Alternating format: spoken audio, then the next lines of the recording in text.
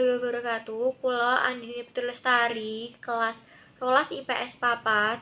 Teng mriki badhe nembang kinanti. Mongko kanthi ning tuwuh salamima awas eling. Eling lukitaning alam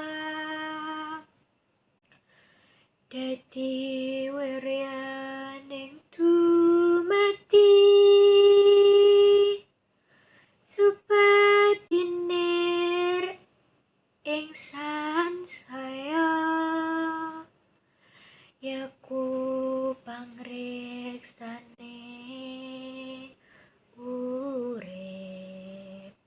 Cekap semanten atur kula. Wassalamualaikum warahmatullahi wabarakatuh.